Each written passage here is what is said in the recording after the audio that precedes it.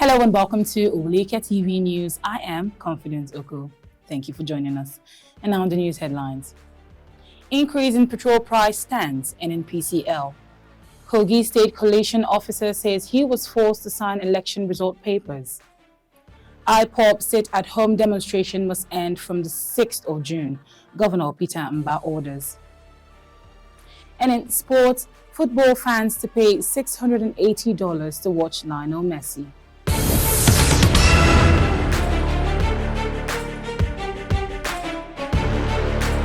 Welcome back, and now the news in details. The Nigeria Customs Service, in collaboration with the World Bank, has introduced options for migration from the fast-track regime to fast-track 2.0 as part of the Accelerating Revenue Mobilization Reforms Program in an effort to increase trade compliance. The platform also helps trade by allowing traders based on their adherence to regulations and contribution to trade in Nigeria, according to a statement released on Wednesday by Abdullahi Maiwada, the Service National Public Relations Officer. When fully functional, FT 2.0, according to Maiwada, will encourage traders to abide by custom laws and regulations. According to Amnesty International Nigeria, Nigerians are frightened of how the removal of fuel subsidy may impact their daily life. Issa Sanusi, the organization's acting director, announced this in a statement. He claims that millions of Nigerians are anxious about how they will be able to pay for the prices of health care, food, and education as a result of the new administration's decision. In response to the climate crisis, Sanusi pointed out that while all nations must eventually end all subsidies for fossil fuels, they shouldn't do so in a way that makes it harder for those with low incomes to secure their right to an adequate standard of living. He emphasized the significance of implementing social safety nets and protective measures with the elimination of subsidies. Sanusi argued that the new administration have to take action immediately now to protect the rights of those who will be most negatively impacted by the elimination of fuel subsidies. Moving on to other news stories, the Nigerian Maritime Administration and Safety Agency has been given permission to continue disbursing $700 million from the Cabotage Vessel Finance Fund by the House of Representatives Committee on Nigerian Content Development and Monitoring. The House had requested the NIMASA to halt its plan to withdraw the money from the fund on the 2nd of May 2023. The Committee on Local Content was instructed by the members of the House to immediately commence investigations of the Cabotage Vessel Finance Fund to determine all monies that have accrued to the fund since its establishment in the year 2003 and report to the House within 14 days. Also, the House had instructed the committee to hire an external auditor to examine all contracts signed under the cabotage regime and submit a report to the House within 14 days. The lawmakers also decided to direct NIMASA to immediately stop the planned disbursement of $700 million to Nigerian citizens and companies, and they asked the agency to present a certified statement of account to the House showing all monies that have been accrued to the Cabotage Vessel Finance Fund, not later than 7 days from the date of this resolution. The House invited the Director General of NIMASA, Bashir Jamu, and the Minister of Transport, Muazu Sambo, to report to the House Committee on Local Content on the state of the Cabotage Vessel Finance Fund and how the funds have been applied over the past 20 years. These resolutions followed the unanimous approval of Henry Mulber's motion, which was headlined, "Urgent Need to Stop the Planned Disbursement of $700 million Cabotage Vessel Finance Fund and Investigate the Total Accrual of the Fund, which was of urgent public significance." However, the committee suggested that the $700 million be distributed in its report. Moving on, Coalition of Northern Groups, CNG, has come out to say the Nigerian Labour Congress has history of deceiving the public on a large scale about matters of crucial national importance. According to CNG, the NLC always fools the public into thinking it is looking out for their interests before turning on them and negotiating with the government at the expense of the suffering masses. The NLC protests against the harsh economic policies of the recently departed Muhammadu Buhari government in February 2017 came to an abrupt end without producing any results and with no convincing justification to the public, the groups claimed in a statement by the CNG spokesperson Abdulaziz Suleiman. We'll now be going on a short break. Please stay with us.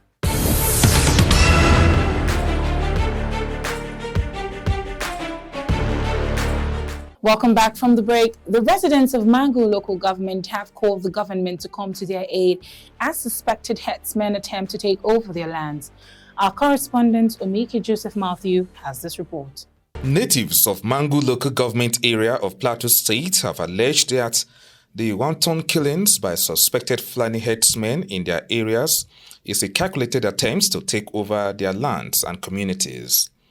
Speaking to the press in Abuja, the national president, Joseph Gwankat of the Gwanghavel Development Association, the apex body of tribes and nationalities in the affected areas, said the federal government should, as a matter of urgency, come to their rescue as most communities are now deserted. He further stated that the world should know that in all of the recent attacks and killings by the gunmen, no sufficient government presence is seen in the affected communities. Be it Morocco, be it Iran, be it Ron, because these are ethnic nationalities that they have a very serious problem, and these headsmen have taken over their land. Because if you go to your land, there are some villages you cannot go there. They have grabbed your land. Same with Iran, my brother who is seated here. We count ourselves as the frontline local government areas. And we compare notes, and we know what is happening in each of these places. Gwangkat challenged the federal government and the new state administration to restore peace in the affected areas, as that was one of the campaign promises to the people of Mangu local government area. As long as our people cannot go back to their ancestral land, with a heritage from God to their parents, then we are still in trouble. We are still in trouble. Yes, the government has just come in place, both at the national and subnational levels. We will sit down and map our strategies to see how we will reach out. Because as this, they have not made any meaningful appointments. Who and who will be in charge of what? So we are already working ahead, and we will reach out appropriately to them so that we'll see how we mitigate some of these things. Because as the train is going, if it is not happening with you today, tomorrow you might be the victim. 2 weeks ago, no fewer than 20 persons were killed in 2 communities of Plateau State, north-central Nigeria. For Oweleketv, I am Omike Joseph Matthew reporting. Thank you so much, Matthew, for that report. Moving on to all the news stories. For the sake of the nation's healing, Governor Peter Mbah of Enugu State has pleaded with President Bola Tinubu to free Nnamdi Kanu, the imprisoned leader of the indigenous people of Biafra. Mbah made the call on Thursday at the Government House in Enugu State while outlining the conclusions reached following his first Security Council meeting with the leaders of various security agencies. The governor stated that the IPOB sit-at-home demonstration on Monday to demand Kanu's release was detrimental to the state's economic interests and that it should end from the 6th of June 2023. Mbah, however, stated that his government was prepared to engage in dialogue with people who have genuine grievances towards bringing lasting peace and security to Enugu State. And now over to the Presidential Election Petition Tribunal story. Joe Agada, the first PDP witness, claimed on Thursday that he was pressured into signing the result sheets while serving as the Kogi State Collation officer for the presidential election, which took place on the 25th of February. At the Presidential Election Petition Court in Abuja, where the outcome of the presidential election is being contested, retired Captain Agada made this claim while being cross-examined. The witness responded in an affirmative manner when INEC's attorney questioned him about a rumored manipulation of ballot papers that he indicated in his witness statement and whether it was carried out in his presence. In addition, he asserted that he had seen what he believed to be manipulation of the Kogi State bimodal voter accreditation system. The Labour Party's objection to the results of the presidential election was also heard in court, together with that of Petrol, the party's presidential candidate.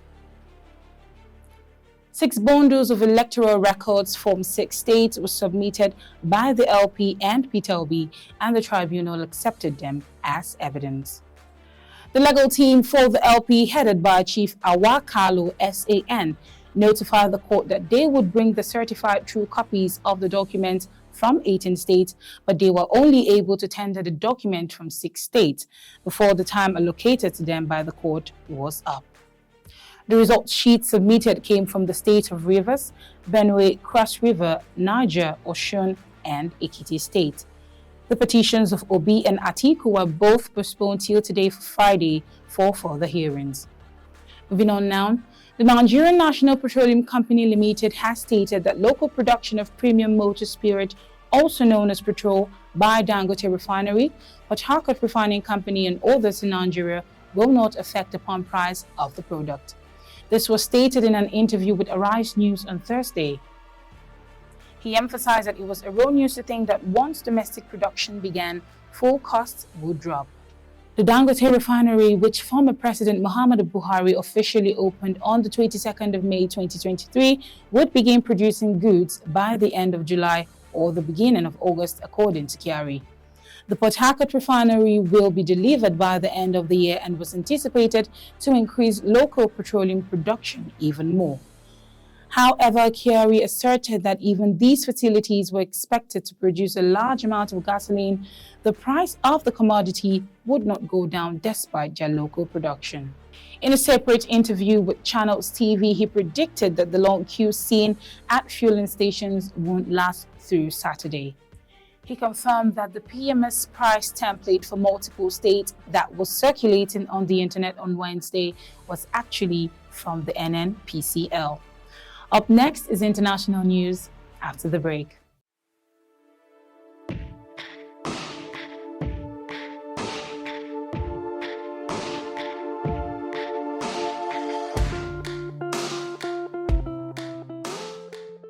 Welcome back from the break.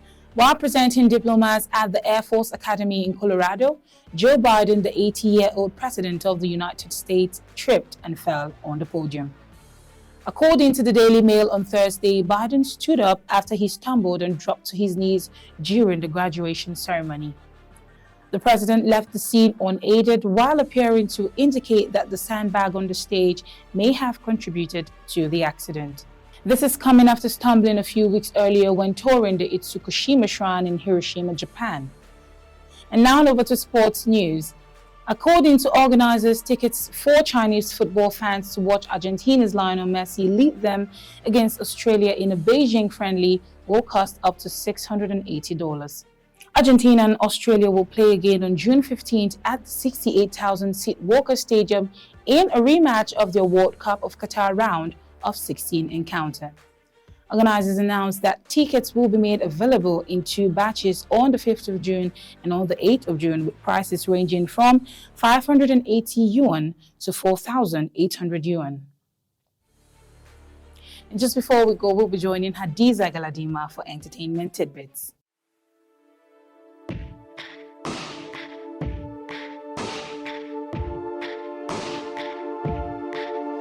Thank you, Confidence, and welcome to Entertainment Tidbits. Universal Studio action trailer Fast X pushes Fast and Furious franchise to a new level at the box office as it crosses $500 million milestone worldwide. With a huge feat of $100 million coming from China alone, the sequel, which stars lead actor Vin Diesel and Jason Momoa, has grossed over $546 million globally, becoming the 5th highest grossing franchise of all time just 2 weeks after its release in May. Over to the Nigerian music industry, where Nigerian Afrobeat sensation Ira Star, who is currently on tour, has called off her show in Germany and Denmark over visa issue. The singer made the announcement via her Instagram account, where she expressed frustration over the visa issue, and the singer has apologized to her fans and promised to be back with a breathtaking and unforgettable performance as soon as the issue is resolved. That's it on Entertainment Tidbits. I am Hadiza Galadima. Back to you, Confidence. Thank you so much, Hadiza. And that's it for the news on Oweleketv today. But before we go, here's a recap of the headlines. Increase in petrol price stands, NNPCL. Kogi State Collation officer says he was forced to sign election result papers. IPOB sit-at-home demonstration must end from the 6th of June. Governor Peter Mbah orders. And in sports, football fans to pay $680 to watch Lionel Messi. Don't forget to subscribe and follow our YouTube channel at Oweleketv, and you can also follow our social media handles on Facebook, Twitter, and Instagram at Oweleketv. You can visit our website at oweleke.tv. I am Confidence Oko. Till I come your way next time with more news stories, thank you for watching.